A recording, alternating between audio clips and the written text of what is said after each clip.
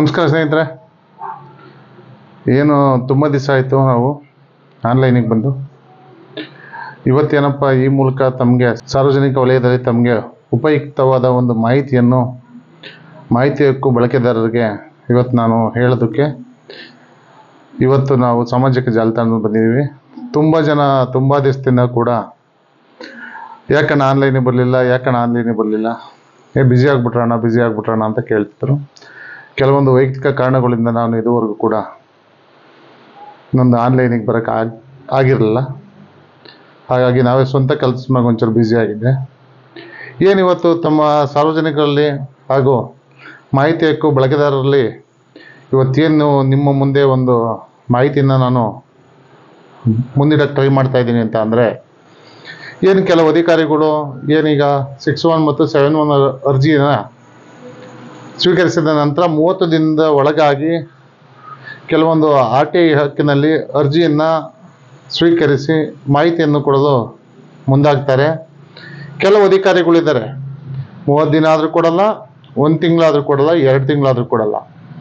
ಹಾಗಾಗಿ ಮುಂದುವರೆದ ಭಾಗವಾಗಿ ನಾವು 19/1ನಲ್ಲಿ ಪ್ರಥಮ ಮೇಲ್ಮನವಿಯನ್ನು ನಾವು ಒಂದು ಅಪೀಲನ್ನು ಹಾಕ್ತೀವಿ.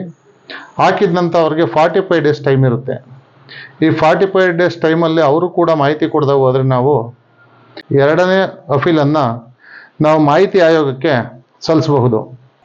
ಈ ಸಲ್ಲಿಕೆ ಮಾಡಿದ ನಂತರ ಅಲ್ಲಿ 90 ಡೇಸ್ ಆದ ನಂತರ ಕೆಲವೊಂದು 6 ತಿಂಗಳಲ್ಲಿ ಬರುತ್ತೆ, ಕೆಲವೊಂದು ವರ್ಷಗಳ ನಂತರ ಬರುತ್ತೆ. ಅದು ಆಯೋಗದಲ್ಲಿ ಡಿಪೆಂಡಬಲ್ ಜಡ್ಜ್.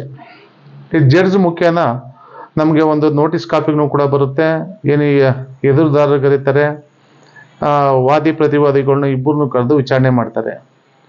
ಇಷ್ಟೆಲ್ಲ ವಿಚಾರ ತಮಗೆ ಯಾಕೆ ಹೇಳ್ತಾ ಇದ್ದೀನಿ ಅಂತ ಅಂದರೆ, ಅಂಥದ್ದೊಂದೇ ಪ್ರಕರಣದಲ್ಲಿ ಈ ಪ್ರಥಮ ಮೇಲ್ಮನವಿ ಪ್ರಾಧಿಕಾರಿಗಳಾದ ಸಕ್ಷಮ ಪ್ರಾಧಿಕಾರಿಗಳು ಏನು ನಮಗೆ ಮಾಹಿತಿ ಕೊಡದೆ ಇವರು ಕಡ್ಡಾಯವಾಗಿ ವಿಚಾರಣೆ ಕರೆದು 6(1) ಅರ್ಜಿ ಮತ್ತು 7(1) ಅರ್ಜಿಯನ್ನು ವಿಲೇವಾರಿ ಮಾಡಲೇಬೇಕು. ಇವರು ಕಡ್ಡಾಯವಾಗಿ ವಿಲೇವಾರಿ ಮಾಡದ ಇವರು ಅಪೀಲ್ ಅರ್ಜಿಗಳನ್ನೇನಾದ್ರು ಇವರು ಕಡೆಗಣಿಸಿದರೆ ಇವ್ರಿಗೆ ಶಿಸ್ತು ಕ್ರಮ ಮಾಡ್ತಾರೆ, ಆಯೋಗದಲ್ಲಿ ಬಿಡೋದಿಲ್ಲ.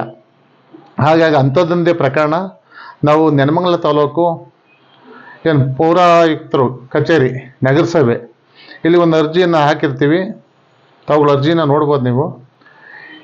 ಈ ಅರ್ಜಿಗೆ ಸಂಬಂಧಪಟ್ಟಂಗೆ ಅವ್ರೇನು ಮಾಡ್ತಾರೆ, ಯಾರೋ ಏನು ಎತ್ತೋ ಇವ್ರಿಗೆ ಯಾಕೆ ಮಾಹಿತಿ ಕೊಡಬೇಕು, ನಮ್ಮ ಮಾಹಿತಿನ ಯಾಕೆ ಬಹಿರಂಗಪಡಿಸ್ಬೇಕು ಅನ್ನೋ ಒಂದು ಉದ್ದಟತನದಲ್ಲಿ ಇವರು ನಮ್ಮ ಅರ್ಜಿಯನ್ನು ವಿಚಾರಣೆ ಕರೆದಿರಲ್ಲ.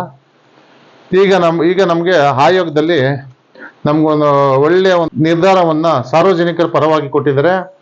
ಏನು ಆ ವಿಚಾರ ಅಂದರೆ ಒಂದು ರಿಟ್ ಪಿಟಿಷನ್ನು 2012ರಲ್ಲಿ ಒಂದು ರಿಟ್ ಪಿಟಿಷನ್ ಹಾಕಿರ್ತಾರೆ ಪಬ್ಲಿಕ್ಗೆ. ಈ ಪಬ್ಲಿಕ್ಕಲ್ಲಿ ಏನು ಸ್ಪಷ್ಟವಾಗಿ ಹೇಳಿರ್ತಾರೆ ಹೆಡ್ಲೈನ್ಸಲ್ಸು, ಹೈಕೋರ್ಟ್ ಆದೇಶದಲ್ಲಿ ತಾವು ಕಡ್ಡಾಯವಾಗಿ ವಿಚಾರಣೆ ಕರೀಬೇಕು, ಇಲ್ಲಾಂದರೆ ತಮಗೆ ಶಿಸ್ತು ಕ್ರಮ ಕೈಗೊಳ್ಳಲಾಗುವುದು ಅಂತ ಹೇಳಿರ್ತಾರೆ. ಈ ಒಂದು ರಿಟ್ ಪಿಟಿಷನ್ನು ಆಧಾರಿತವಾಗಿ ಈಗ ಏನು ನಮಗೆ ಕೋರ್ಟಲ್ ನಂಬರ್ 4ಅಲ್ಲಿ ರುದ್ರಣ್ಣ ಹರ್ತಿಕೋಟೆ ಅನ್ನೋ ಜಡ್ಜ್ ಅವರು ಈಗ ನೆಲಮಂಗಲದ ಪೌರಾಯುಕ್ತರಾದ ಗಂಗಾಧರ್ ಇವರ ವಿರುದ್ಧ ಏನು ಪೌರ ಆಡಳಿತ ನಿರ್ದೇಶಕರು ವಿ ಗೋಪುರ, ಡಾಕ್ಟರ್ ಅಂಬೇಡ್ಕರ್ ವೀದಿ ಇವರಿಗೆ ಶಿಸ್ತು ಕ್ರಮವನ್ನು ತೆಗೆದುಕೊಳ್ಳಲು ಆದೇಶ ಮಾಡಿರ್ತಾರೆ. ಯಾಕೆಂದರೆ ಇದರಿಂದ ನಾನು ಏನು ಹೇಳೋಕ್ಕೆ ಬಯಸ್ತೀನಿ ಅಂತ ಅಂದರೆ ಸ್ನೇಹಿತರೆ, ಏನು ಯಾರೇ ಅಧಿಕಾರಿಗಳು ದಯವಿಟ್ಟು ಮಾಹಿತಿ ಕೊಡದೆ ಹೋದರೆ, ಮಾಹಿತಿಯನ್ನು ನಿರಾಕರಿಸಿದರೆ ಅಥವಾ ಮೇಲ್ಮನವಿ ಕರೀದೆ ಹೋದರೆ ದಯವಿಟ್ಟು ಆ ಒಂದು ಹಠ, ಆ ಒಂದು ಛಲವನ್ನು ದಯವಿಟ್ಟು ಬಿಡಬೇಡಿ. ಯಾಕೆ ಗೊತ್ತಾ, ಧೈರ್ಯಂ ಸರ್ವತ್ರ ಸಾಧನಂ ಅಂತಾರೆ. ಯಾಕೆಂದ್ರೆ ಅಂಬೇಡ್ಕರ್ ಕೊಟ್ಟಿರುವಂಥ ಸಂವಿಧಾನದ ಅಡಿಯಲ್ಲಿ 19ಇಂದ 21ರೊಳಗಡೆ ಏನು ಬರ್ತದೆ ನಮ್ಮ ಹಕ್ಕುಗಳನ್ನ ಎಲ್ಲರೂ ಪಡೆಯೋಕ್ಕೆ ಕೂಡ ಒಂದು ಹಕ್ಕುಳ್ಳರಾಗಿರ್ತೀವಿ. ಆದ್ದರಿಂದ ಯಾವುದೇ ಕಾರಣಕ್ಕೂ ನಿಮ್ಮ ಹಕ್ಕನ್ನು ನೀವು ಪಡೀರಿ, ಯಾರಿಗೂ ಕೂಡ ಹೆದರ್ಕೊಳ್ಳೋ ಅವಶ್ಯಕತೆ ಇಲ್ಲ. ಯಾಕೆ ಈ ಮಾತನ್ನು ಹೇಳ್ತೀವಿ ಅಂದರೆ, ಈಗ ನೀವು ತಪ್ಪು ಮಾಡಿದರೆ ನಿಮಗೆ ಭಯ ಆತಂಕ ಇರ್ತದೆ. ತಪ್ಪು ಮಾಡಿಲ್ಲ ಅಂದರೆ ಎಲ್ಲಿ ಬೇಕಾದ್ರೂ ನಾವು ಧೈರ್ಯವಾಗಿ ಓಡಾಡ್ಬೋದು. ಯಾಕೆಂದ್ರೆ ಅಂಥದ್ದೊಂದು ದಿಟ್ಟ ಒಂದು ಹೋರಾಟ ಮಾಡಿ ನಮ್ಗೆ ಅಂಬೇಡ್ಕರ್ ಅವರು ನಮಗೆ ಸಮಾಜದಲ್ಲಿ ಭಾರತ ಸಂವಿಧಾನ ಅನ್ನೋ ಒಂದು ಕಾನೂನನ್ನು ಬರೆದಿದ್ದಾರೆ. ಆ ಕಾನೂನು ಅಡಿಯಲ್ಲಿ ಎಲ್ಲ ಇಲಾಖೆಗಳು ಕೂಡ ಬರ್ತವೆ. ಹಾಗಾಗಿ ಸ್ನೇಹಿತರೆ, ಯಾರು ಕೂಡ ಏನು ತಮ್ಮ ಹಕ್ಕನ್ನು ತಾವು ಪಡೀರಿ. ತಾವು ಅರ್ಜಿಗಳ ಮುಖಾಂತರ ತಮ್ಮ ಆಗಿರೋಂಥ ಭ್ರಷ್ಟಾಚಾರಗಳು, ಅಧಿಕಾರಿಗಳ ನಿರ್ಲಕ್ಷ್ಯತನ, ನಿಮ್ಮ ಮನೆ ಖಾತೆ ಆಗ್ಬೋದು, ಕಂದಾಯ ಆಗ್ಬೋದು, ಎನಿವನ್, ಯಾಕಂದ್ರೆ ಅವ್ರದ್ದು ಬಯೋಮೆಟ್ರಿಕ್ ಕೂಡ ನೀವು ಪಡಿಬೋದು. ಅದು ಕೂಡ ಕೆಲವೊಂದು ಆದೇಶಗಳಿದಾವೆ. ಯಾಕೆಂದ್ರೆ ಕೆಲವೊಂದು ಸಾರ್ವಜನಿಕ ವಲಯದಲ್ಲಿ ಈ ಅಧಿಕಾರಿಗಳು ಅರ್ಜಿ ಕೊಟ್ಬಿಟ್ರೆ ಇವ್ರಿಗೆ ದಾಖಲೆ ಕೊಟ್ಟರೆ ನಮ್ಮ ಬುಡಕ್ಕೆ ಎಲ್ಲಿ ಬಂದ್ಬಿಡ್ತದೆ ಅನ್ನೋ ರೀತಿ ಇವರು ಹೆದರ್ಕಂತಾರೆ. ಹಾಗಾಗಿ ನಿಮ್ಮ ಹೆಜ್ಜೆನ ಇಡ್ರಿ. ಹಂಗಾಗಿ ಈ ವಿಚಾರವನ್ನು ಸಾರ್ವಜನಿಕರ ಗಮನಕ್ಕೆ ತಗೊಂಬರೋ ಉದ್ದೇಶದಿಂದ ನಾನು ಈ ವಿಚಾರವನ್ನು ತಿಳಿಸ್ತಾ ಇದ್ದೀನಿ. ಅಧಿಕಾರಿಗಳಿಗೂ ಕೂಡ ಒಂದು ಸ್ಪಷ್ಟವಾಗೊಂದು ಮಾಹಿತಿಯನ್ನು ಕೊಡೋದು ಇಚ್ಛಿಸ್ತಾ ಇದ್ದೀನಿ. ಏನು ಅಂತ ಅಂದರೆ, ಅವತ್ತಿನಿಂದ ಕಷ್ಟ ಬಿದ್ದು ಪಾಪ ತಾವುಗಳು ಒಂದು ಸರ್ಕಾರಿ ಸೇವೆಯನ್ನು ನಿರ್ವಹಿಸ್ತಾ ಬಂದಿರ್ತೀರ. ತಾವುಗಳು ಈ ರೀತಿ ಒಂದು ಮಾಹಿತಿಗೆ ಕೊಡ್ದಂಗೆ ಏನು ತಮ್ಮ KCSR ನಿಯಮಾವಳಿಗಳು ಏನು ಹೇಳ್ತದೋ ಅದ್ರ ಪ್ರಕಾರವಾಗಿ ಶಿಸ್ತು ಕ್ರಮನ ತಾವುಗಳು ಅನುಭವಿಸೋದು ಬೇಡ ಅನ್ನೋದು ನಮ್ಮ ಒಂದು ತಮ್ಮಲ್ಲಿ ಮನವಿ.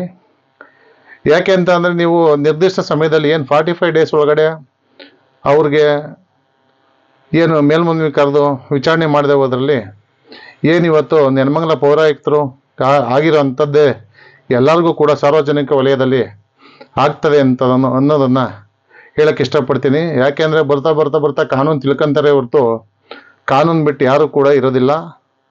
ಹೋಗ್ತಾ ಹೋಗ್ತಾ ಯಾವಾಗ ಹಿಂದೆ ಯಾರನ್ನ ಪ್ರಶ್ನೆ ಮಾಡೋರ, ಇವತ್ತು ಎಷ್ಟಿದ್ದಾವೆ ಸೋಷಿಯಲ್ ಮೀಡಿಯಾ, ಎಷ್ಟಿದ್ದಾವೆ, ಎಷ್ಟು ಜನ ಹೋರಾಟಗಾರಿದ್ದಾರೆ, ದಿನಕ್ಕೆ ಒಂದೊಂದು ಪ್ರಶ್ನೆ ಮಾಡ್ತಾರೆ. ಪ್ರಶ್ನೆ ಮಾಡೋದಕ್ಕೆ ಇದುವರೆಗೂ ನೀವು ಉತ್ತರ ಕೊಡೋಕ್ಕೆ ಆಗಿಲ್ಲ. ಹಾಗಾಗಿ ತಾವುಗಳು ದಯವಿಟ್ಟು ಇಂಥದಕ್ಕೆಲ್ಲ ಆಸ್ಪದ ಕೊಡ್ಕೊಂಬೇಡಿ. ಇನ್ ಟೈಮಲ್ಲಿ ತಾವುಗಳು ಮಾಹಿತಿ ಕೊಟ್ಟು ತಮ್ಮ ಒಂದು ಕರ್ತವ್ಯ ಲೋಪವನ್ನು ತಪ್ಪಿಸ್ಕೊಳ್ಳಿ ಅಂತ ಹೇಳಕ್ಕೆ ಇಷ್ಟಪಡ್ತೀನಿ. ನಮಸ್ಕಾರ ಸ್ನೇಹಿತರೆ.